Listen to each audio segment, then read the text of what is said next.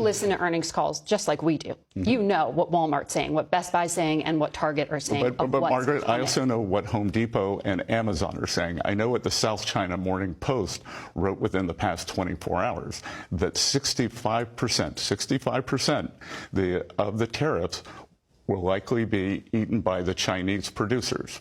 So are there 5 or 8 areas that you have identified, as you said back in March, where American consumers will be able to have lower prices or should be warned of higher prices? Well, a lot of it's already working its way through the system. So we've seen a substantial decrease in gasoline and energy prices. So that's down 20% year over year. We've seen the food prices go down, these notorious egg prices.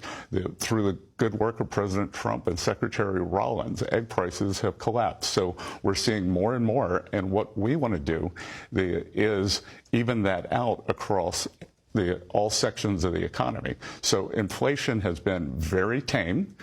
Consumer earnings were up 0.8% last month, which is a gigantic increase for 1 month. So real earnings minus low inflation is great for the American people, and that's what we're seeing. But because when you met with the Chinese earlier this month, and you went down from the 145% tariff down to about, it's like 30%. 30% is not nothing, that tax on goods coming in here.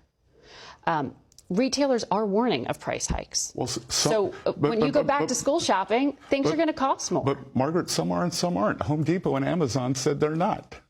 And Home Depot and Amazon aren't where you go for your back-to-school shopping. When you buy your jeans, when you buy your crayons, when you buy all those things that parents are going to be looking. I don't know about you, but I do it online at Amazon. Mm-hmm. This isn't an advertisement for Amazon. And guess where most of the Halloween costumes in America get bought? At Home Depot. So that's just not right. There's a wide aperture here.